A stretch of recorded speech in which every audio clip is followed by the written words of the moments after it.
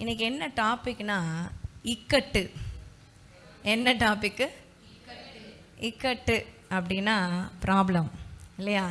பிரச்சனை இல்லை ஒரு போராட்டம், ஏதோ ஒன்று, ஒரு இக்கட்டு. சரியான இக்கட்டில் மாட்டிக்கிட்டேன் அப்படின்னு சொல்லுவோம்ல, வாழ்க்கையில் தேவையில்லாத இக்கட்டில் நான் மாட்டிக்கிட்டேன் அப்படின்னு சொல்கிற மாதிரி இக்கட்டு. சரி, நம்ம லைஃப்பில் ஒரு இக்கட்டு, ஒரு பிரச்சனை இல்லை ஒரு ப்ராப்ளம் வந்துச்சுன்னா சில நேரம் நம்ம என்ன நினைப்போம்னா, ஆண்டவர் என்னை விட்டு போயிட்டாரோ, ஆண்டவர் என்னை விட்டு தூரமாக போயிட்டாரோ, ஆண்டவர் கூட இருக்கிற மாதிரியே ஒரு ஃபீலே வரலையே, போராட்டம் தான் பெருசாகுது, நானும் ஜெபம் பண்ணி பார்க்குறேன், நானும் கர்த்தரை தேடணும்னு பைபிள்லாம் வாசித்து பார்க்குறேன், ஆனால் ஆண்டவர் தூரமாக இருக்கிற மாதிரியே எனக்கு ஒரு ஃபீலாக ஆகுது, அற்புதம் நடக்கலை, இன்னும் அதிசயம் நடக்கலை, வெயிட் பண்ணிக்கிட்டு இருக்கேன், காத்துக்கிட்டே இருக்கிறேன், ஆனால் ஏன் ஆண்டவர் என்னை விட்டு தூரமாக போனாருன்னு தெரியல அப்படின்ற சூழ்நிலை ஒருவேளை நீங்கள் வந்திருக்கலாம். அல்லேலூயா. அப்போ நம்ம மனசில் நமக்கு என்ன நினைக்க வைக்கும்னா, கர்த்தர் நம்மளை கைவிட்டுட்டாரோ, படைச்சவர் நம்மளை கைவிட்டுட்டாரோ அப்படின்னு ஒரு கேள்விக்குறி நம்ம இருதயத்தில் தோன்றலாம். ஆனால் நான் சொல்லட்டுமா, இந்த இக்கட்டு எதுக்குன்னா, உங்களை கர்த்தர் கைவிட்டாருன்னு அர்த்தம் இல்லை, ஆண்டவர் உங்களை விட்டு தூரமாக போயிட்டாருன்னு அர்த்தம் இல்லை. சில டைம் நமக்குள்ளேயே ஒரு காம்ப்ளெக்ஸ் இருக்கும், இன்ஃபீரியாரிட்டி காம்ப்ளெக்ஸ். நான் ஏதோ தப்பு பண்ணிட்டேன் போல், நான் ஏதோ சரியில்லை, எங்கே நான் மிஸ் பண்ணேன்னு தெரில. ஆனால் அப்படி நினைக்கிறது தப்பு இல்லை, ஆனால் அப்படியே கரைஞ்சு ஆண்டவர் விட்டு விலகி போயிடக்கூடாது. ஹல்லேலூயா. அப்போ இந்த மாதிரி சூழ்நிலையில் இப்படி ஒரு திங்கிங் நம்ம இருதயத்தில் ஓடிக்கிட்டு இருக்குதுன்னா, இந்த இக்கட்லேருந்து நான் எப்படி வெளியில் வர்றது? ஒருவேளை வியாதி என்னும் இக்கட்டாக இருக்கலாம், கடன் பாரம் என்னும் இக்கட்டாக இருக்கலாம், இல்லை வறுமைன்னு இக்கட்டாக இருக்கலாம், இல்லைன்னா ஏதோ ஒன்று பிரச்சனை, போராட்டம், உபத்திரம், கண்ணீர், இந்த மாதிரி ஒரு இக்கட்டாக இருக்கலாம். நல்லா சிக்கிக்கிட்டேன்ப்பா, இந்த இக்கட்லேருந்து நான் எப்படி வெளியில் வர்றது தெரியாத ஒரு சூழ்நிலையில் நம்ம என்ன நினைப்போம்னா, கர்த்தர் விட்டு தூரமாக நிற்கிறாரோ அப்படின்ற ஒரு நினைப்பை நம்ம இருதயத்தில் சத்துரு கொண்டு வரும். ஆமென். ஆனால் ரைட்டு திங் என்ன தெரியுமா, ப்ராப்பரான விஷயம் என்ன தெரியுமா, இந்த ப்ராப்ளம், இந்த ப்ராசஸ், இல்லைன்னா இந்த இக்கட்டு, இதுக்குள்ளே நீங்கள் கடந்து வர்றது எதுக்குன்னா, கர்த்தரோட டிவைன் ப்ரொடெக்ஷன் உங்களுக்கு வர்றதுக்கதாய், தேவனுடைய தெய்வீக பாதுகாப்பு உங்களுக்கு இருக்கணுன்றதுக்காக தான் இப்படி இக்கட்டில் நீங்கள் கடந்து போகிறீங்க. நன்மையை கர்த்தர் உங்களுக்கு செய்கிறதற்காக தான் இப்படி ஒரு ரூட்ல கர்த்தர் உங்களை கூட்டிட்டு போறாரு. வசனம் என்ன சொல்லுது? இஸ்ரவேல் ஜனங்க யுத்தத்தை கண்டால் மனமடிவார்கள் என்று சொல்லி ஆண்டவர் என்ன பண்ணாராம்? சுத்தி கூட்டு போனாராம். ஆமேன்னு சொல்லலாமா? 40 வருஷம் போய் பஸ் ஸ்டாண்டில் இறங்குறதுக்கு, அவங்க பிரயாணத்தை முடிக்கிறதுக்கு. ஓகே, ஒரு இதில் நெக்ஸ்ட் ஸ்டாப்பு என்ன, 40 இயர்ஸ் கழிச்சு நெக்ஸ்ட் ஸ்டாப் அப்படின்னு. அப்போது அவ்வளோ வருஷம், ஏன்னா யுத்தத்தை கண்டால் மனமடிவார்கள். ஆமேன்னு சொல்லலாமா? ஸோ ஆண்டவர் இந்த மாதிரி பாதையில் நம்ம இக்கட்டில் நடத்துகிறாருன்னு சொல்லிட்டு ஆண்டவர் கைவிட்டாருன்னு தயவு செய்து என்ன செய்யாதீங்க, நினைக்காதீங்க. கர்த்தர் ஆக்சுவலாக உங்களை பாதுகாக்கிறாரு, அவர் உங்களை கரெக்டாக நடத்திக்கிட்டு போகிறாரு. வசனம் சொல்லுது, சுத்த இருதயம் உள்ளவராக இஸ்ரவேலருக்கு எல்லாமே என்ன செய்கிறாராம்? கர்த்தர் நன்மையாகவே செய்கிறார், தீமையான அனைத்தையுமே நன்மையாய் மாற பண்ணுகிறார். ஆமென். உபத்திரவப்பட்டது நல்லது கற்றுக்கொண்டேன், உங்களுடைய பிரமாணங்களுக்கு. நான் உபத்திரவப்படலைன்னா இந்நேரம் நான் உங்களை தேடி வந்திருக்க மாட்டேனே, நான் உபத்திரவத்தை அனுபவிக்கலைன்னா இன்னாலும் ஆண்டவருடைய திட்டத்தை நான் செய்திருக்க மாட்டேனே. உபத்திரவப்பட்டது நல்லது. ஆமேன்னு சொல்லலாமா? ஒரு நிறைய எக்ஸாம்பிள் இருக்குல்ல நமக்கு. தாவீதை எடுத்துக்கோங்க, பல இக்கட்டு தாவீதுக்கு.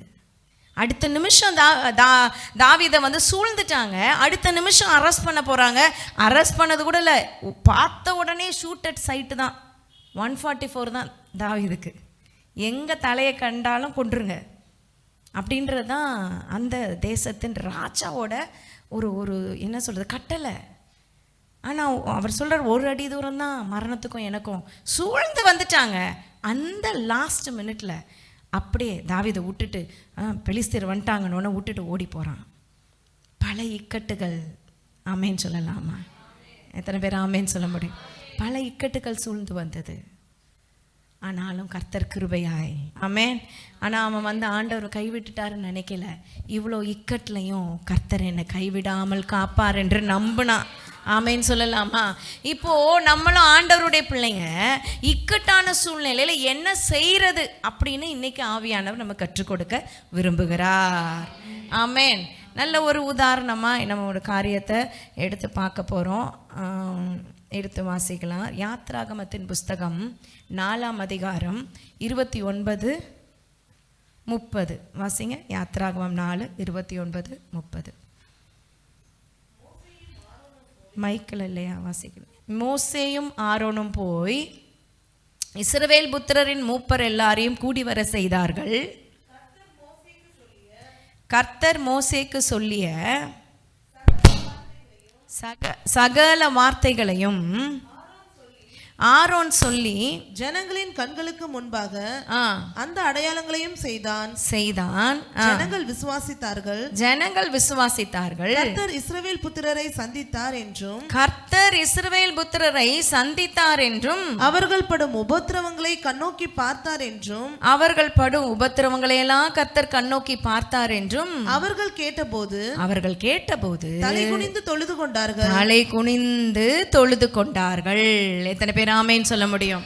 3 காரியம் இதுல வாசிக்கிறோம். அதாவது மோசேவை கர்த்தர் அழைத்து, நீ எகிப்து தேசத்துக்கு போகணும், அங்கே போய் என் ஜனங்க வந்து படுற கஷ்டத்தை நான் பார்த்தேன், அவங்க வந்து படுற துன்பத்தை நான் பார்த்தேன், அவங்கள போட்டு நெருக்கிறாங்க, ஒடுக்குறாங்க அப்படின்னு சொல்லிட்டு ஆண்டவர் வந்து அனுப்புகிறாரு. அனுப்பினோடனே மோசே சொல்கிறாரு, என்னால் போக முடியாது, எனக்கு பயமாக இருக்குது, எனக்கு திக்குவாயி, எனக்கு புத்தி சரியில்லை, என்னென்னோ சொல்கிறாரு. அப்போ ஆரோனை கூட்டிக்கோ, உன்னோட அண்ணனை கூட்டிக்கிட்டு போ அப்படின்னு சொல்லி அனுப்புகிறாரு. அப்போ இவங்க போனோடனே இஸ்ரவேல் புத்திரரெல்லாம் கூப்பிட்டு அப்போ பேசுகிறாங்க. பேசும்போது மோசே நினச்சான், இஸ்ரவேல் புத்திரன் என்ன பண்ண மாட்டாங்க, அக்செப்ட் பண்ணிக்க மாட்டாங்க, என்னை ஏற்றுக்கொள்ள மாட்டாங்க, நான் ஆண்டவருடைய வார்த்தையை சொன்னால் அவங்க வந்து உதாசீனப்படுத்துவாங்க. ஏன்னா ஏற்கனவே அப்படி தான் பண்ணாங்க, 40 வருஷத்துக்கு முன்னாடி அப்படி தான் பண்ணாங்க. அதனால் அவன் பயந்தான். ஆனால் இப்போ மோசேக்கு 80 வயசு. இப்போ போய் சொல்கிறான், வசனம் சொல்லுது, அவர்கள் விசுவாசித்தார்கள். எத்தனை பேர் ஆமேன்னு சொல்ல முடியும்? விசுவாசித்தார்கள். அப்புறம் என்ன பண்ணாங்க? வசனத்தை கேட்டார்கள். கேட்டபோது கர்த்தர் கண்டார், ஆண்டவர் கண்ணோக்கி பார்த்தார், ஆண்டவர் நம்மளை விடுதலையாக்க ரெடி ஆயிட்டாரு அப்படின்னு கேட்டபோது என்ன செஞ்சாங்களாம்? தலை குனிந்து தொழுது கொண்டார்கள். எத்தனை பேர் ஆமேன்னு சொல்ல முடியும்? ஸோ 3 காரியம் பண்ணாங்க. என்ன பண்ணாங்க? விசுவாசித்தார்கள், கேட்டார்கள், தொழுது கொண்டார்கள். ஆமென். இன்னைக்கு நீங்கள் அதை தானே பண்ணுறீங்க. நீங்களும் நானும் என்ன பண்ணுறோம்? விசுவாசிக்கிறோம். விசுவாசிக்கிறீங்களா? விசுவாசத்தினால உள்ள உட்காந்துருக்கோம். ஆமேன். அவர் நல்லவர் விசுவாசத்தினால உள்ள உட்காந்துருக்கோம். ஆமேன். தேடி வந்திருக்கோம். அப்புறம் கேட்குறோம். என்ன கேட்குறோம்? வசனத்தை கேட்குறோம். ஆண்டோடைய வசனத்தை விளக்கி சொல்லலைன்னா ஒன்றும் புரியாது. பைபிளை படிச்சுட்டு ஒன்றும் புரியல நிறைய பேர் சொல்லுவாங்க. அதுக்கு தான் சபை விளக்கி சொல்கிறதுக்கு தான். ஆமேன்னு சொல்லலாமா? அதுக்கு தான் ஆண்டவர் ஊழியக்காரங்களை ஏற்படுத்தி வைக்கிறார். அங்கே இருக்கிற வரைக்கும் சாதாரண மனுஷி தான். ஆனால் தேவ சமூகத்துக்கு வந்த பிறகு அவரோட ஃபுல் கண்ட்ரோலில் கர்த்தர் நடத்துவார். அதான் ஊழியக்காரங்களுக்கு கர்த்தர் கொடுக்குற விசேஷம். எத்தனை பேர் ஆமேன்னு சொல்ல முடியும்? அப்போ பாருங்க, ஆண்டவர் வந்து அவங்களுக்கு 3 காரியம் வந்துருச்சு. கேட்குறாங்க. இன்ஃபேக்ட் இன்னொன்று கண்டார்கள், அற்புதத்தை கண்டார்கள். ஆரோனும் மோசேயும் அற்புதம் செய்கிறாங்க. என்ன அற்புதம் செஞ்சுருப்பாங்க? கோலை போட்டால் என்ன இருக்கு? இன்னொரு அற்புதம், கையை மடியில் போட்டோன்னே வெளியில் எடுத்தோன்னே குஷ்டரோகம், திரும்ப மடியில் போட்டோன்னே சரியாயிடுது. இந்த அற்புதத்தை எல்லாம் கண்டார்கள்.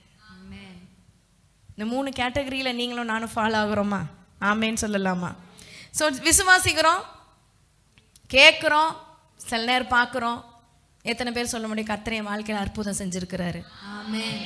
அப்போ ரொம்ப நல்லா உயர்த்து, கர்த்தர் என் வாழ்க்கையில் அற்புதத்தை நான் பார்த்துருக்கேன்றவங்க. ஆமேன். ஆமேன். Good.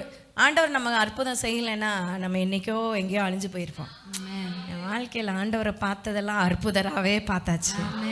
Miracle working God. Amen. So அவர் அற்புதர். ஆமேன். என் வாழ்க்கையில் அற்புதம் செஞ்சாரு, அவர் அற்புதர். ஆமேன்னு சொல்லலாமா? அதை தான் தைரியமாக சொல்கிறோம். அப்போ இதுதான் நம்ம விசுவாசிக்கிறோம். இதே நிலைமையில தான் இஸ்ரவேலரும் இருந்தாங்க. இப்போ வருது பாருங்க ட்விஸ்ட்டு. அடுத்த அதிகாரம் 5ஆவது அதிகாரம் 9ஆம் வசனம் வாசிங்க. அந்த மனிதன் மேல் இப்போ என்ன ஆகுதுன்னா மோசேவும் ஆரோனும் ஆண்டவர் சொல்கிறத கீழ்ப்படைஞ்சு பார்வோன் கிட்ட போகிறாங்க. பார்வோன் கிட்ட போய் சொல்கிறாங்க, எங்கள் ஜனங்களை ஆராதிக்க விடு, 3 நாள் நாங்கள் பிரயாணம் போய் ஆராதிக்கணும், ஜனங்களை நீ விடுதலையாக்கு அப்படின்னு சொன்னோன்னே பார்வோனுக்கு செம்ம கடுப்பு.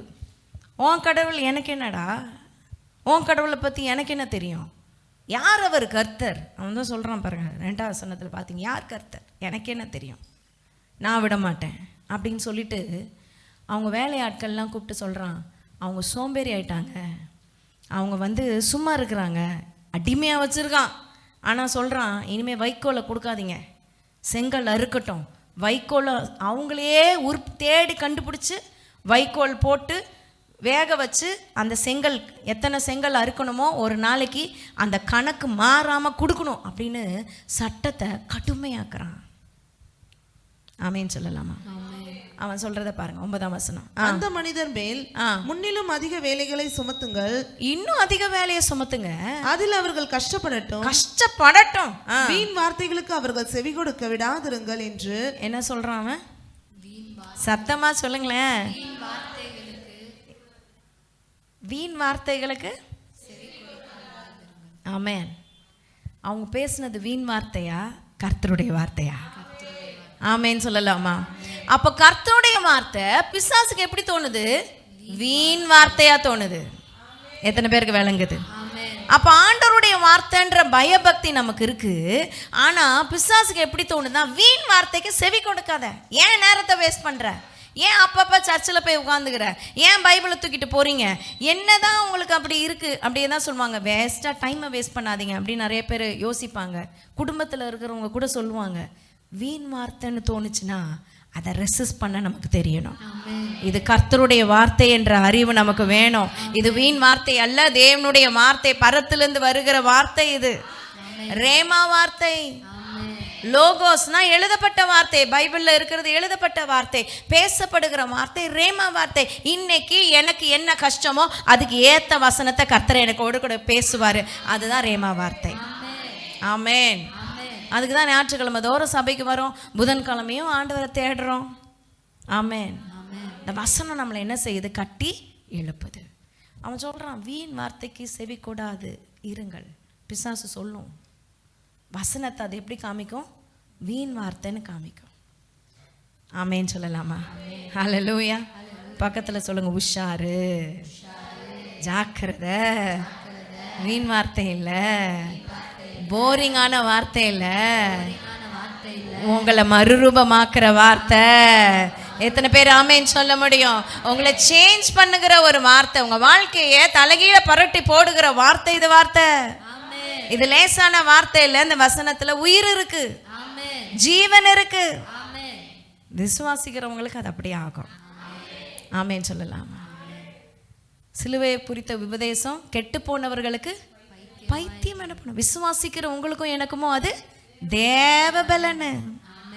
ஆமென் சொல்லலாமா? பிசாசு சொல்லுது வீண் வார்த்தை. ஆண்டவர் வார்த்தையை வீண் வார்த்தைன்னு சொல்லுச்சு. ஆனா கர்த்தர் அது வீண் வார்த்தையை வச்சிருந்தாரா, நிறைவேற்றினாரா? ஆமென் சொல்லலாமா? அப்ப பிசாசு உங்களை பொய் பேசும், பொய் சொல்லும், வீண் வார்த்தை, இதுக்கு செவி கொடுக்காதன்னு சொல்லும். You have to resist the devil. Amen சொல்லலாமா? பிசாசுக்கு எதிர்த்து நில்லுங்கள். ஆமென் சொல்லலாமா? ஆண்டவர் நாமத்துக்கு மகிமை உண்டாக்கணும். அதே அடுத்து வாசிங்க, அதே அதிகாரத்தில் 14 வாசிங்க. பார்வோனுடைய ஆலோட்டிகள் இஸ்ரவேல் புத்திரர் மேல் வைத்த அவர்களுடைய தலைவர்களை நோக்கி, செங்கல் வேளையில் நீங்கள் முன் செய்தது போல நேற்றும் இன்றும் ஏன் செய்யவில்லை என்று கேட்டு அவர்களை அடித்தார்கள். அப்பொழுது இஸ்ரவேல் புத்திரரின் தலைவர்கள்லாம் கூடி பார்வோனிடத்தில் போய் சத்தமிட்டு ராஜா கிட்ட போய் முறையிடுறாங்க. உமது அடியாருக்கு நீர் இப்படி செய்கிறது என்ன? இப்படி செஞ்சிட்டீங்களே ராஜாவே. உமது அடியாருக்கு வைக்கோல் கொடாதிருந்தும் வைக்கோலும் கொடுக்கல, செங்கல் அறுத்து தீர வேண்டும் என்று. ஆனா செங்கல் கண்டிப்பா வேணும்னு கடுமையா எங்களை சொல்றீங்களே. உங்களுடைய ஜனங்களிடத்தில் குற்றம் இருக்க, உங்க ஆளோட்டிகள், உங்க போலீஸ் டிபார்ட்மெண்ட் எங்களை குற்றம் இருக்கு, அவங்க கிட்ட குற்றம் இருக்க, உமது அடியாராகிய நாங்கள் அடிக்கப்படுகிறோம் என்றார்கள். அடிக்கிறீங்களே. இது எங்கேயோ லிங்க் ஆகுதுல.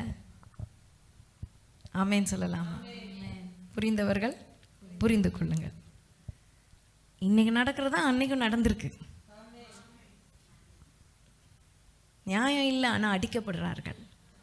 அநீதியாய் அடிக்கப்படுகிறார்கள், ஒடுக்கப்படுகிறார்கள். அடுத்த வசனம். அதற்கு அவன், நீங்கள் சோம்பலாய் இருக்கிறீர்கள், சோம்பேறி ஆயிட்டீங்க, சோம்பலாய் இருக்கிறீர்கள், அதனால் தான் போக வேண்டும், கர்த்தருக்கு பலியிட வேண்டும் என்கிறீர்கள். போய் வேலை செய்யுங்கள், உங்களுக்கு வைக்கோல் கொடுக்கப்படுவதில்லை, ஆனாலும் கணக்கின்படியே நீங்கள் செங்கலை ஒப்புவிக்க வேண்டும் என்றான். நீங்கள் ஒவ்வொரு நாளிலும் அறுத்து தீர வேண்டிய செங்கலிலே ஒன்றும் குறைக்கப்படாது என்று சொல்லப்பட்டது கூட குறைக்கப்படக்கூடாது, நீ கண்டிப்பா செஞ்சு ஆகணும் வேலைய. இஸ்ரவேல் புத்திரரின் தலைவர் தங்களுக்கு இக்கட்டு வந்தது என்று கண்டார்கள். இப்போ வந்துருச்சு பிரச்சனை. இஸ்ரவேலின் தலைவர்கள் என்ன கண்டார்களா? இக்கட்டு வந்தது. சத்தமா சொல்லுங்க, இக்கட்டு வந்தது. இப்போ புரிஞ்சுக்கிட்டாங்க, போச்சு, பிரச்சனை வந்துருச்சு, ஒரு பிரச்சனை ஆரம்பிச்சிருச்சு. இக்கட்டு வந்தது. சில பேர் சூழ்நிலை, உங்கள் சூழ்நிலை எப்படின்னா இக்கட்டு வந்ததுன்னு இருக்குது. சில பேர் சூழ்நிலை இக்கட்டுலேருந்து மாட்டிக்கிட்டேன், எப்படி வெளியில் வர்றதுன்னு தெரியலைன்னு இருக்குது. ஆமேன்னு சொல்லலாமா? பல ஆண்டுகளாக இக்கட்டுலேயே நான் இருக்கிறேன், எப்படி என்ன விடுவிக்கிறதுக்கு, எப்படி நான் வெளில வர்றதுன்னு தெரியல. நல்லா கவனிங்க, எல்லா சூழ்நிலையும் ஒன்று தான், இக்கட்டு வந்தது. விசுவாசித்த ஜனங்க, கர்த்தருடைய வார்த்தையை கேட்ட ஜனங்க, அற்புதத்தை கண்ட ஜனங்க, தேவனை ஆராதிச்சு தொழுது கொண்ட ஜனங்க, இன்னைக்கு என்னவாயிடுச்சு? இக்கட்டு வந்தது. வந்த உடனே அவங்களோட ரியாக்ஷன், அவங்களோட மனப்பக்குவம், அவங்களோட செய்கைகள் அம்புட்டும் மாறிடுச்சு, எல்லாமே மாறிடுச்சு. நல்லா இருக்கும் போது கர்த்தரை தேடுறவங்க பிரச்சனை வந்த பிறகு கர்த்தரை விட்டுட்டாங்க. சில பேர் அப்படிதான், சில பேர் அந்த எக்ஸ்ட்ரீமு. பிரச்சனை இருந்தால் மட்டும் கர்த்தரை தேடுவாங்க, நல்லா ஆயிட்டாங்கன்னா ஆண்டவர் விட்டுருவாங்க. வேலை கிடைக்கலன்னா எனக்கு வேலை கிடைக்கணும், ஜோம் பண்ணுங்க, ஜோம் பண்ணுங்க. சரி, எல்லாத்துக்கும் வருவாங்க, எல்லா புதன்கிழமையும் வருவாங்க, எல்லா ஞாயிற்றுக்கிழமை வருவாங்க. சரி, உங்களுக்கு நல்ல வேலை கிடைக்கணும் ஆண்டவரே அப்படின்னு நம்ம ஜோம் பண்ணி விட்டோம்னா அடுத்த வாரம் வேலை கிடச்சிரும். அதோட போனவங்க தான் திரும்பியே பார்க்க மாட்டாங்க. அப்போ என்ன தோணுச்சு? இதுக்கு ஜோம் பண்ணாமே இருந்திருக்கலாமே, ஆண்டவரை தேடுறதை விட வேலை முக்கியம். ஃபைன். இவங்களோட மாற்றம் என்னன்னு பார்க்கலாமா? அடுத்த வசனம் வாசிங்க. அவர்கள் பார்வோனுடைய சமூகத்தை விட்டு புறப்படுகையில், ராஜா கிட்ட இருந்து வெளியில வரும்போதே வழியில் நின்ற மோசேக்கும் ஆரோனுக்கும் எதிர்பட்டு போய் மோசையும் ஆரோனையும் பார்த்து அவர்களை நோக்கி, நீங்கள் பார்வோனின் கண்களுக்கு முன்பாகவும் அவருடைய ஊழியக்காரரின் கண்களுக்கு முன்பாகவும் எங்கள் வாசனையை கெடுத்து எங்களை கொல்லும்படி அவங்க கையிலே பட்டயத்தை கொடுத்தீர்கள், கர்த்தர் உங்களை பார்த்து நியாயம் தீர்க்க கடவர் என்றார்கள். ராமேன்னு சொல்லலாம். 3 விஷயம் சொல்கிறாங்க. மோசையும் ஆரோனும் நல்லது செய்ய வந்தவங்களை கூப்பிட்டு, அட பாவீங்களா, நாங்கள் பாட்டுக்கு சும்மா இருந்தோம், நாங்கள் பாட்டுக்கு எங்கள் வேலையை செஞ்சுக்கிட்டு இருந்தோம், அடிமை வேலை. இப்போ செய்கிற வேலை இல்லை, இப்போ செய்கிற நீங்கள் வேலைக்கு சம்பளம் கொடுக்குறாங்க, நீங்கள் வேணா விடுப்பு எடுத்துக்கலாம், லீவ் எடுத்துக்கலாம்.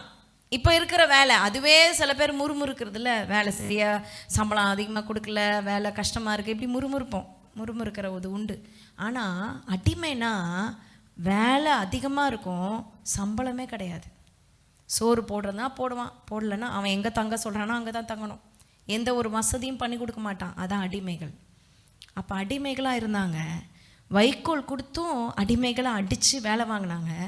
இப்போ பார்க்குறோம்ல, பிரமிடு பெரிய பெரிய காரியம் கட்டினதெல்லாம் யாருன்னா தெரியல, ஆனால் ஆராய்ச்சியாளர்கள் சொல்லலாம். ஆனால் பெரிய பெரிய செங்கல் அறுத்துருக்காங்க யார்? இஸ்ரவேல் ஜனங்க. ஆமேன்னு சொல்லலாமா? இவ்வளோ பெரிய கல்லெல்லாம் எப்படி இங்கே வந்ததுன்னு ஆராய்ச்சியாளர்கள் ஆச்சரியப்படுறாங்க. நமக்கு தெரியும், பல 430 ஆண்டுகளாய் இஸ்ரவேல் ஜனங்க எப்படி இருந்தாங்க? அடிமைத்தனத்தில் இருந்தாங்க. ஆமேன், ஆமேன். அப்போ இவ்வளோ அடிமைத்தனத்தில் இருந்து இவ்வளோ இருக்கிறவங்களை இன்னும் கொடுமையாக்குது. இன்னும் வைக்கோலே கொடுக்கல, ஆனால் நீ செங்கல் அறுத்து தரணுன்றது கொடுமையான ஒரு வேலை. அமுத்தினவொன்னே அவங்களால தாங்க முடியல. அவங்க சொல்கிறாங்க, எங்கள் வாசனையை கெடுத்துட்ட, எங்களை கொல்றதுக்கு நீ வகை தேட்ட, கர்த்தர் உன்னை சும்மா விட மாட்டாருன்றான். அடப்பாவி, உன்னை விடுவிக்கிறதுக்காக தானடா நான் வந்தேன் அப்படின்னு மோசே சொன்னால் கூட அவங்க என்ன செய்யலை? கேட்கல. விசுவாசித்தவர்கள் தான், கர்த்தருடைய வார்த்தையை கேட்டவங்க தான், கர்த்தரை தொழுது கொண்டவங்க தான். இன்னைக்கு பிரச்சனைன்னு வந்தோடனே, உபத்திரவம்னு வந்தோடனே ஆண்டவரே வேணான்னு விட்டு ஓடுற அளவுக்கு மனப்பக்குவத்தை பிசாசு கொண்டு வந்துடுவான். எத்தனை பேருக்கு புரியுது? இன்னைக்கு நிற்கிறோம், அது ஒரு சந்தோஷம். நிற்கிறேன் என்கிறவன் ஆமேன்னு சொல்லலாமா? விழாதபடிக்கு நான் எச்சரிக்கையாக இருக்கணும். ஒவ்வொரு நாளும் நான் எச்சரிக்கையாக இருக்கிறேன்னா அது ரொம்ப முக்கியம். இன்னைக்கு நிற்கிறேன், சந்தோஷம். இன்னைக்கு உயர்த்தியிருக்காரு, சந்தோஷம். நாளைக்கும் நான் நிலச்சி நிற்கணும் ஆண்டவருக்குள்ள. அதுதான் கிறிஸ்தவ வாழ்க்கை. ஆமேன். சரி, இவங்க இந்த மாதிரி ரொம்ப விடாய்த்து போயிட்டாங்க. உடனே மோசே போய் அழுகுறாரு ஆண்டவர்கிட்ட. ஆண்டவரே, என்ன ஆண்டவரே, ஒயிலாட் அப்படின்னு அழுகுறாரு. நல்லா இருந்தானுங்க, என்னை வேறு அனுப்புனீங்க. அவங்களுக்கு இருக்கிறதும் முதலுக்கும் மோசமாக போச்சு. ஏற்கனவே உபத்திரவப்படுத்திட்டாங்க, இப்போ இன்னும் அதிகமாக உபத்திரவப்படுத்த ஆரம்பிச்சிட்டாங்க. இப்போ என்ன ஆண்டவரே பண்ணுறது அப்படின்னு மோசே போய் கேட்குறாரு. Right man of God. ஆமேன்னு சொல்லலாமா? ஒரு தேவ மனுஷன் இதை தான் செய்யணும். உடனே போய் எல்லாத்தையும் க்ளோஸ் பண்ணிட்டு நான் வீட்டுக்கு போகிறேன், என்னோடய மிஷன் ஓவர் அப்படின்னு பூட்டிட்டு அவர் வீட்டுக்கு போகாமல் ஆண்டவர்கிட்ட அழுது கேட்குறாரு. ஆமேன்.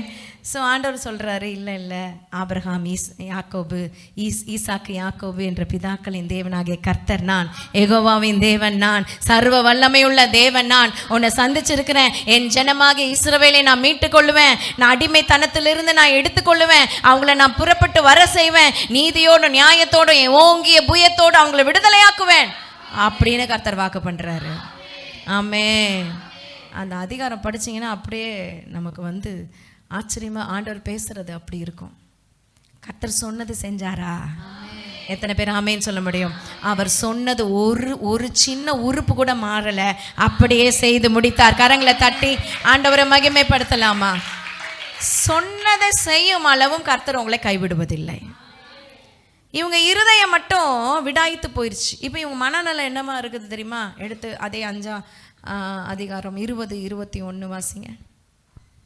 அவர்கள் பார்வோனுடைய சமூகத்தை விட்டு, அது வாசிச்சிட்டோமா? 6ஆம் அதிகாரம் 9ஆம் வசனம் வாசிங்க.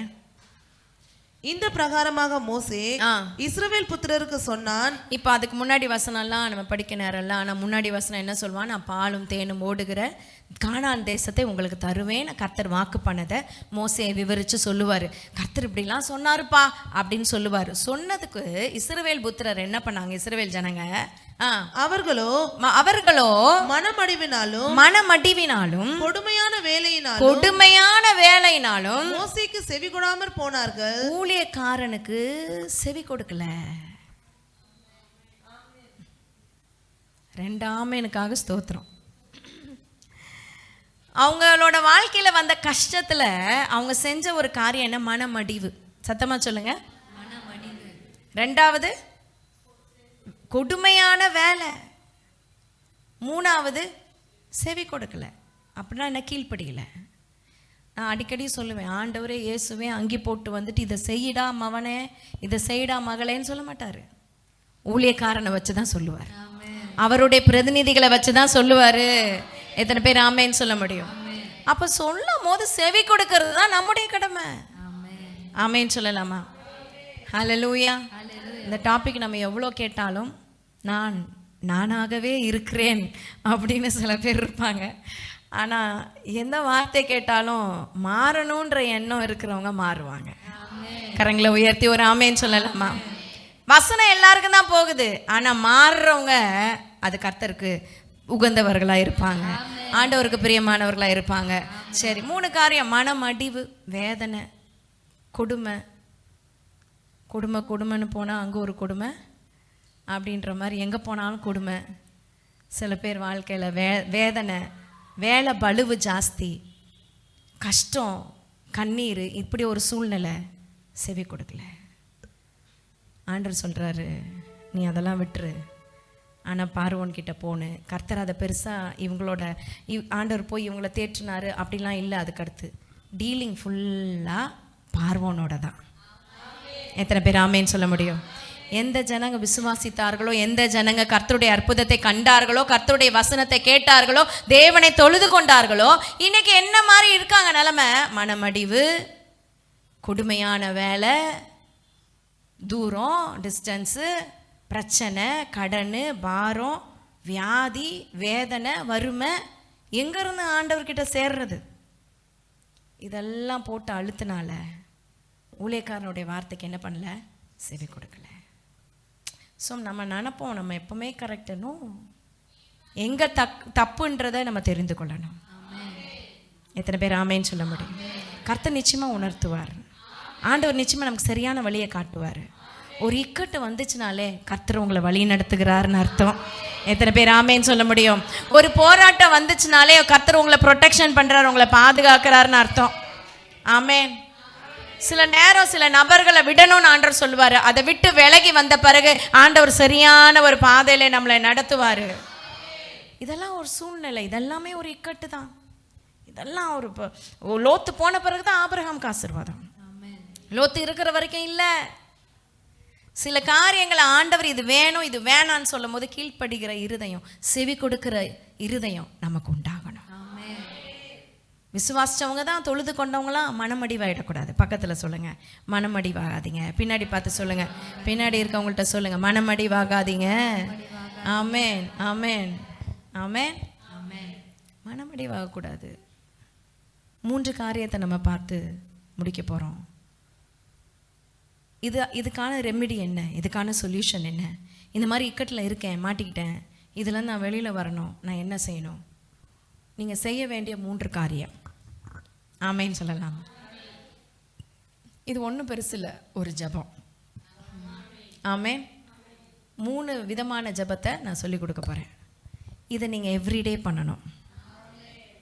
எவ்ரிடே 15 மினிட்ஸ், 15 நிமிஷம் இந்த ஜபத்தை பண்ணுங்க. ஆமேன். குறைஞ்சிருச்சே? 1 நிமிஷம் பண்ணுங்கன்னா சந்தோஷப்பட்டிருப்பீங்க போல இருக்கு. 15 நிமிஷம்னோன்னா ஆமேன் குறைஞ்சிருச்சு. எவ்ரிடே உங்களுக்கு தெரியாது, ஒவ்வொரு நாளும் சங்கீதம் 91:5 சொல்லுது, பகலில் பறக்கும்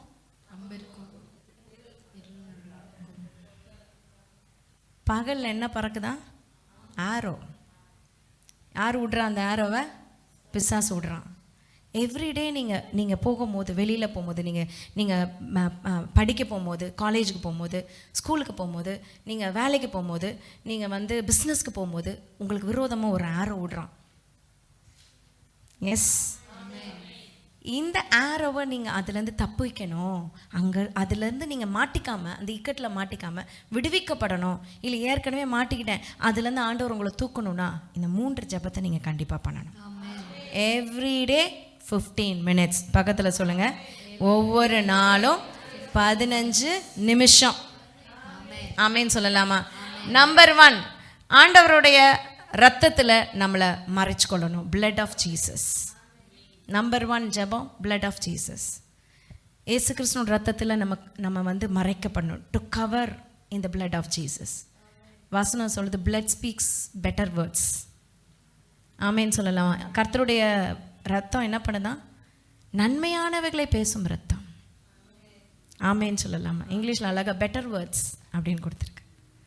ஸோ அந்த பிளட் ஒரு கவரிங், நமக்கு ஒரு ப்ரொடெக்ஷனாக இருக்கணும். ஆமேன்னு சொல்லலாமா? அந்த இயேசுவின் ரத்தம் நம்மளை முழுசும் பாதுகாக்குது. ஆமேன். ஒரு அழகான ஒரு கோட்டு சொல்லியிருக்காங்க, சில ஊழியர்கள் சொல்லுவாங்க, இந்த பிளட் கவரிங் எப்படி நடக்குதுன்னா, எஸ்டர்டேஸ் ஃபெயிலியர் மறையுது, டுடேஸ் அக்யூசிஷன் மறையுது, டுமாரோஸ் ஃபியர் மறையுது. எத்தனை பேர் ஆமேன்னு சொல்ல முடியும்? நான் தமிழில் சொல்கிறேன். நேற்றைய உள்ள தோல்விகள் மறையுது, இன்றைக்கு உள்ள குற்றச்சாட்டு, உங்கள் மேலே குற்றப்படுத்துகிற பிசாசு அது மறையுது, நாளைக்கு உள்ள பயம் மறையுது. ஹல்லேலூயா. பிளட் கவரேஜ், இயேசு கிறிஸ்துவோட ரத்தம். நான் இன்னைக்கு ஒரு சகோதரி பார்த்து சொன்னேன், ரொம்ப நொந்து சொன்னாங்க, எனக்கு வாழ்கிறதே பிடிக்கல. ரொம்ப பெரிய வயசு இல்லை, வெறும் 30 வயசு. அவங்க சொன்னாங்க, எனக்கு எல்லா உடம்புல வலி, பிரச்சனை, வியாதி, எனக்கு வாழ்கிறதுக்கே பிடிக்கல, உலகத்தில் இருக்கிறதே, கடவுளே இல்லை, கடவுள் இருந்தால் என்ன இவ்வளோ உபத்திரம் எதுக்கு எனக்கு அப்படின்னாங்க.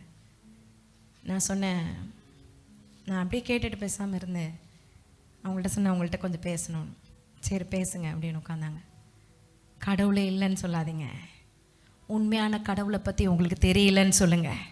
உங்களுக்காக ரத்தம் சிந்தினவர் ஒருத்தர் உண்டுன்னு உங்களுக்கு தெரியுமா?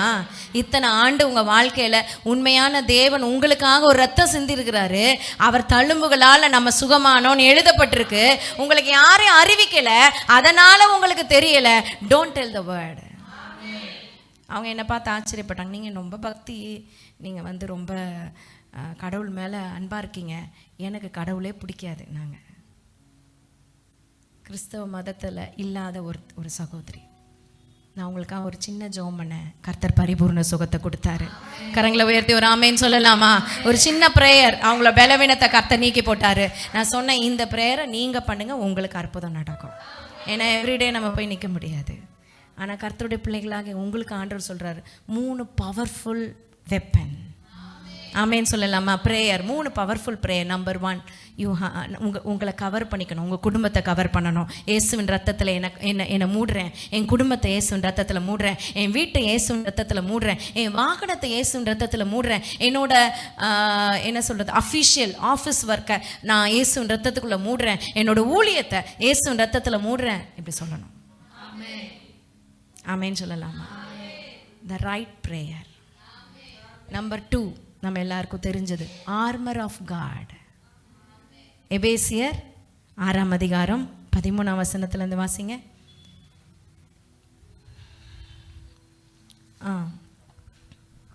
எபேசியர் 6:13 வேகமா. ஆகையால் தீங்கு நாளிலே அவைகளை நீங்கள் எதிர்க்கவும். சோ தீங்கு நாள், இக்கட்டு நாள், அதுல நீங்க அவைகளை எதிர்க்கவும், சகலத்தையும் செய்து முடித்தவர்களாய் நிற்கவும், திராணி உள்ளவர்களாகும்படி தேவனுடைய சர்வாயுத வர்க்கத்தையும் எடுத்துக்கொள்ளுங்கள். சர்வாயுத வர்க்கம் அப்படின்னு தமிழ்ல கொடுத்திருக்கு, இங்கிலீஷ்ல அழகா ஆர்மர் ஆஃப் காட். அந்த காலத்தில் இப்போ இருக்கிறவங்க வந்து வேறு ட்ரெஸ் போட்டு போகிறாங்க ஆர்மிக்கு. அந்த காலத்தில் போருக்கு போகணுன்னா அவங்களுக்குன்னு ஒரு தனி ட்ரெஸ் இருக்குது. ஆமேன்னு சொல்லலாமா? மார்க்கவசம், அப்புறம் ஹெல்மெட்டு, தலையில் ஹெல்மெட்டு, அப்புறம் கேடகம், இடுப்பில் அரைக்கட்டி கச்சை, பாதத்தில் பாதரச்சை, ஒரு கையில் பட்டயம். அந்த ஆர்மர் ஆஃப் காட் பிக்சர் இருந்தால் கொஞ்சம் போடுங்க. Armour of God. நான் கேட்குறேன், ஒரு போராளி அதை போட்டுக்கிட்டே இருப்பானா எப்போவுமே, இல்லை தினமும் எடுத்து போட்டுக்குவானா? சொல்லுங்களேன். நைட் அதை போட்டுக்கிட்டே தூங்குவானா? இல்லை. தாவீது கோலியாத்தை அடிக்கும் போது சவுல் சொல்கிறாரு, என் ஹெல்மெட்டை நீ வச்சுக்கோ, என் மார்க்கவசத்தை வச்சுக்கோ, என் பட்டயத்தை வச்சுக்கோ, எல்லாத்தையும் போட்டால் தாவீதே காணோம். ஆளே ஆடுறான், அவ்வளோதான். அவனுக்கு பத்தலை, அவன் குட்டியுண்டா இருப்பான். சவுல் அவ்வளோ ஹைட்டு, அவ்வளோ பெரியவர். தாவீதே உள்ளே போயிட்டார். தாவீது சொன்னார், இதெல்லாம் எனக்கு வேண்டாம்ப்பா, என்னோட கையில் இருக்கிற வித்தையே எனக்கு போதும் அப்படின்னு ஒரே ஒரு உண்டிக்கோலை எடுத்துகிட்டு போனார். ஆமேன். நல்லா தான் தட்டுங்களேன், கை தட்டுறதுனா. ஆமேன். Armour of God. ஒவ்வொரு நாளும் அதை எடுத்து போட்டுக்கிட்டு தான் எங்கே போவாங்க? யுத்தத்துக்கு போவாங்க. நீங்கள் நினைக்கலாம், சரி இக்கட்டு காலம் முடிஞ்ச பிறகு இந்த ஜபம்லாம் பண்ண வேணாமா? அப்படிலாம் கிடையாது. எவ்ரிடே பண்ண பழகிக்கோங்க. ஆமேன்னு சொல்லலாமா? ஏன்னா என்னைக்கு இக்கட்டு வரும் தெரியாது, என்னைக்கு ஆபத்து வரும் தெரியாது. ஒவ்வொரு நாளும் கர்த்தருடைய ப்ரொடெக்ஷன் உங்களுக்கு வேணும். பாருங்கள், அழகாக இருக்குது பாருங்கள். முதல்ல அந்த ட்ரெஸ்ஸு, மார்க்கவசம், ஹெல்மெட்டு, தலையில் கச்சை, இடைக்கச்சை, காலில் அந்த ஸ்லிப்பரு, கையில் இருக்கிற பட்டயம். இது ஒவ்வொரு அந்த வேர்ட் ஆஃப் காட் இருந்துச்சுன்னா நல்லாயிருக்கும். என்னது, என்ன பட்டயம்? பட்டயம் என்னது? சத்தமாக சொல்லுங்களேன். வசனம், வேத வசனம், ஸ்வாட். அப்புறம் கேடகம், விசுவாசம் என்ன கேடயம், தலையில் ரட்சணியம் என்னும் தலை சீரா. இப்படி ஒவ்வொன்றுத்துக்கும் ஒவ்வொரு காரியம் இருக்குது. ஆயத்தம் என்னும் பாதரட்சை. இதை வச்சு நீங்கள் ஜெபம் பண்ணணும். எத்தனை பேர் ஆமேன்னு சொல்ல முடியும்? எவ்ரிடே நீங்கள் வீட்டை விட்டு கிளம்புறதுக்கு முன்னாடி, ஸோ மறந்துட்டேன், போகிற வழியிலே பண்ணிகிட்டே போங்க. புரிஞ்சுதா? எத்தனை பேர் ஆமேன்னு சொல்ல முடியும்? ஆமேன். ஹல்லேலூயா. சில பேர் இப்படி ஒரு பிசாசு, ஐயோ நீ வீட்டில் ஜெபம் பண்ணால் முட்டுட்ட போச்சு போ. இல்லை, பஸ்ஸில் போகும்போது ஜெபம் பண்ணிட்டே போங்க. எத்தனை பேர் ஆமேன்னு சொல்ல முடியும்? ஞாபகம் வருதோ, எப்போ ஆவியானவன் ஞாபகப்படுத்துறாரு உடனே ஜெபம் பண்ணுங்க. சரி நான் காலையிலே பண்ணிட்டேன், இப்போ பண்ணணும்னு அவசியம் இல்லை. இல்லை, ஆவியானவன் ஞாபகப்படுத்தினாலும் ஜெபம் பண்ணுங்க. எப்போ பட்டயம் வரும்னு தெரியாது, எப்போ உருவின இது வரும் தெரியாது. எத்தனை பேர் ஆமேன்னு சொல்ல முடியும்? ஒரு சகோதரிக்கு ஆண்டவர் வந்து அவங்க பாஸ்டரை காமிச்சு கொடுத்து அவருக்காக ஜெபம் பண்ணுன்னு சொன்னாராம். அவங்களுக்கு அவங்க பாஸ்டர்னா ஒரு ஊழியக்காரர், ரொம்ப தெரிஞ்சவர். ஆனால் அவங்களுக்கு ரொம்ப பெருசாக பழக்கம் இல்லை, ரொம்ப நாள் ஆச்சு. ஆனால் ஆண்டவர் திடீர்னு காமிச்சு நைட்டு 3 மணிக்கு எழுப்பிவிட்டு அவருக்காக ஜெபம் பண்ணு. இவங்களுக்கு என்னத்துக்கு ஜோம் பண்ணணும் தெரில. ஆனால் ஆவியானவர் அவர் முகத்தை காட்டுற அவர் பேரை சொல்கிறாரு, ஜோம் பண்ண சொல்கிறாரு. சரின்னு இந்த ஆர்மர் ஆஃப் காடை வச்சு ஜோம் பண்ணாங்க. ஆண்டவரே பாதுகாத்துக்கொள்ளுங்க, விசுவாசம் எனக்கு இடையம் இருக்கட்டும், பாதுகாப்பு இருக்கட்டும், பட்டயம் இருக்கட்டும் அவருக்கு இப்படின்னு சொல்லி அவர் ஆர்மர் ஆஃப் காடை வச்சு ஜோம் பண்ணி ஆவியானவர் தூண்டிக்கிட்டே இருக்காராம் ஜோம் பண்ண. அவங்களும் ஜோம் பண்ணி அழுது ஜோம் பண்ணி முடிச்சுட்டு காலையில் விடிஞ்சோடனே பாஸ்டருக்கு ஃபோன் பண்ணாங்களாம். பாஸ்டர் நேற்று ஆவியானவர் என்ன உங்களுக்காக ஜோம் பண்ண வச்சாரு, நானும் ஆர்மர் ஆஃப் காடெல்லாம் சொல்லி இந்த சர்வாயுத வர்க்கத்தெல்லாம் சொல்லி நான் ஜோம் பண்ணேன் பாஸ்டர் அப்படின்னோடனே அவர் சொன்னாராம், ரொம்ப ரொம்ப தேங்க்ஸ் சிஸ்டர், நான் நேற்று ஃப்ளைட்டில் ட்ராவல் பண்ணிகிட்டு இருந்தேன், திடீர்னு பைலட் அனௌன்ஸ் பண்ணிட்டான் ஃப்ளைட் ஏதோ பிரச்சனை, அவங்க கடவுளை கூப்பிடுங்கன்னு சொல்லிட்டான். பாஸ்டரு வேர்த்து போய் பயந்துட்டு அந்த எல்லாம் ஓலையிட ஆரம்பிச்சிட்டாங்க. ஆனால் அவர் கடவுளை கூப்பிடுங்கன்னு சொன்னது கூட ஆண்டவரை கூப்பிடணுன்னு கூட தெரியலையா, அந்த அளவு ஒரு பயம், மரண பயம் இருக்கும்ல, அந்த பயம் வந்தனோன்னே என்ன பண்ணுறது ஜெபிக்க கூட எனக்கு வரல. ஆனால் ஆண்டவர் கொஞ்ச நேரம் எல்லாரும் அவங்கவுங்க கடவுளை கூப்பிட்டாங்க. ஆனால் எனக்கு வேர்த்து விட்டு என்ன பண்ணுறதுனே தெரியாமல் இருந்தேன். ஆனால் கர்த்தருக்கு ஸ்தோத்திரம், உங்கள் ஜெபம் என்னை இன்னைக்கு உயிரோட நல்லா சேஃபாக லேண்ட் ஆக கொஞ்ச நேரத்தில் அவரே அனௌன்ஸ் பண்ணாராம், ஒன்றும் பிரச்சனை இல்லை, தரையிறங்க போகுது, பயப்படாதீங்க பேசஞ்சர்ஸ் அப்படின்னு அனௌன்ஸ் பண்ணாராம். அவர் அப்புறம் தான் நான் நன்றி சொல்ல ஆரம்பித்தேன் ஆண்டவருக்குன்னு சொன்னாராம். எத்தனை பேர் ஆமேன்னு சொல்ல முடியும்? இப்போது ஆர்மர் ஆஃப் காட் வச்சு உங்கள் ஊழியருக்காக ஜெபிக்கலாம். புரியுதா? எத்தனை பேர் ஆமேன்னு சொல்ல முடியும்? ஸோ உங்களுக்காக, உங்கள் குடும்பத்துக்காக, உங்கள் பிள்ளைகளுக்காக தயவு செய்து இதை வச்சு ஜெபம் பண்ணுங்க. சில நேரம் ஆண்டவர் காட்டுறாருன்னா ஜெபம் பண்ணணும்னு அர்த்தம். கனவுல ஆண்டவர் காமிக்கிறாருன்னா அதற்காக ஜெபம் பண்ணணும்னு அர்த்தம். எத்தனை பேருக்கு விளங்குது? மூன்றாவது, கர்த்தருடைய கரம் உங்கள் மேலே இருக்கணும்னு ஜெபம் பண்ணுங்க. ஆண்டவர் இஸ்ரவேலை எகிப்திலேருந்து கூட்டிகிட்டு வந்ததுக்கு ஓங்கிய புயத்தினால கூட்டிகிட்டு வந்தார். இது கர்த்தருடைய விரல்னு எதிராளி கண்டா. ஆனால் ஆண்டவர் சொல்ல, என்னோட ஓங்கிய புயத்தினால நான் கூட்டிகிட்டு வந்தேன். ஏசு கிறிஸ்து உயிரோட பாதாளத்துலேருந்து இறங்குறதுக்கு தேவனுடைய வல்லமை, உயிர்த்தெழுதலின் வல்லமை தூக்குச்சு கர்த்தருடைய கரம். ஆமேன்னு சொல்லலாமா? எஸ்ரா 8:22 எழுதி வச்சுக்கோங்க. கர்த்தருடைய கரம், ஹேண்ட் ஆஃப் காட். எத்தனை பேர் ஆமேன்னு சொல்ல முடியும்? 3 காரியம். எத்தனை பேர் இன்னைக்கு ஆண்டவர் நம்மளோடு கூட பேசினாருன்னு சொல்ல முடியும்? சொல்லுங்கள், 3 காரியம் சொல்லுங்கள் பார்க்கலாம். என்னெல்லாம், எப்படிலாம் ஜெபிக்கணும்? இயேசுவின் ரத்தம் கவர் ஆகணும். அப்புறம் ஆர்மர் ஆஃப் காட், சர்வாயுத வர்க்கத்தை எடுத்துக்கொள்ளணும். 3வது, கர்த்தருடைய கரம் என் மேலே இருக்கணும், என் குடும்பத்து மேலே இருக்கணும். இந்த 3 ப்ரேயரையும் பண்ணிவிட்டு 15 மினிட்ஸ் பண்ணிவிட்டு நீங்கள் வீட்டை விட்டு போங்க. ஆண்டவருக்கு ஸ்தோத்திரம். நிச்சயம் ஒரு மாற்றத்தை, அந்த இக்கட்டிலேருந்து ஆண்டவர் தூக்குறதையும், இக்கட்டிலேருந்து விடுவிக்கிறதையும், அந்த இக்கட்டு உங்களுக்கு பாதுகாப்பாக இருக்கிறதையும் கர்த்தர் உங்களுக்கு உறுதிப்படுத்துவார். அது உபத்திரப்பட்டதை நல்லதாக மாற்றி தருவார். தீமையான அனைத்தையுமே நன்மையாய் மாற பண்ணுகிறவர். யோசேப்பு சொல்றான் பிரதர்ஸ் பார்த்து, நீங்க தீமை செஞ்சீங்க, கர்த்தரோ நன்மையாக முடிய பண்ணினார். ஆமேன்னு சொல்லலாமா? Whatever may be your situation, எப்படி முடியும்னா நன்மையா முடியும். உங்க சூழ்நிலை எப்படி இருக்குதுன்றதுல, எப்படி you are going to finish it, எப்படி you are going to end it, எப்படி முடிக்க போறீங்க, அதை தான் இது ரொம்ப முக்கியம். ஒரு காரியத்தின் துவக்கத்தை காட்டிலும் அதன் முடிவு நல்லது. வசனம் சொல்லுது, நிச்சயமாகவே முடிவுண்டு, உன் நம்பிக்கை வீண் போகாது. எழுந்து நிற்போமா தேவ சமூகத்தில்? அந்த ஹேண்ட் ஆஃப் காட் நம்ம மேலே இருக்கணும்னு சொல்லி ஆண்டவர் நாமத்தை மகிமைப்படுத்துவோம். Hallelujah. Hand of God, Jesus. ஒப்பு கொடுத்து நம்ம ஜெபிக்க போகிறோம். இந்த வார்த்தையை கர்த்தர் ஆசீர்வதிக்கணும். இந்த வார்த்தை மேலே தெய்வ மகிமை இறங்கணும். இந்த 3 விதமான ஜெபம் உங்கள் குடும்பத்தை, உங்கள் வாழ்க்கையை, உங்கள் இக்கட்டிலேருந்து தூக்கி எடுக்கும், உங்கள் குடும்பத்தை கட்டி எழுப்பும். இரத்த கோட்டைகளை மறைத்து கொள்ளுங்க. ஆமேன். ஆண்டவருடைய இரத்த கோட்டைகளை நான் மறைச்சிக்கோங்கப்பான்னு ஜெபிக்கிற ஜெபம். ஆமேன். சர்வாயுத வர்க்கத்தை நான் அணிந்து கொள்கிறேன் ஆண்டவரேன்னு ஜெபிக்கிற ஜெபம். நீங்கள் அதை நல்லா மனப்பாடம் பண்ணணும். ஒவ்வொரு காரியத்தையும் மனப்பாடம் பண்ணி, வசனத்தை மனப்பாடம் பண்ணி, எது லட்சணியம் எனும் தலை சீரா ஒவ்வொரு காரியத்தையும் சொல்லி அறிக்கை பண்ணி ஜெபம் பண்ணும்போது வெற்றி நிச்சயம். வசனம் சொல்லுது, அக்கினி ஆஸ்திரங்கள், சத்ரு ஏயும் அக்கினி ஆஸ்திரங்கள், சத்ரு விடு ஆரோவை அவித்து போடத்தக்கதா, அந்த எஸ்டிங்யூஷ் ஃபயரா இந்த ஜெபம் இருக்கும். ஆமேன்னு சொல்லலாமா? அந்த அக்கினி அவித்து போடத்தக்கதான ஜெபம் இது. It's a warfare prayer. நைட்டும் பண்ணலாம், காலையிலையும் நைட்டும் பண்ணீங்கன்னா பெஸ்ட்டு. ஏன்னா இரவு தூங்கும் போது பிசாசு காலையை விதைப்பான். காலையிலையும் சாயந்தரமும் இந்த ஜெபம் மகிமையான ஜெபம். கர்த்தருடைய கரம் உங்களை மூடட்டும். இந்த நேரத்தில் எத்தனை பேர் கேட்கும் போதும் முடியும்? ஆமென்.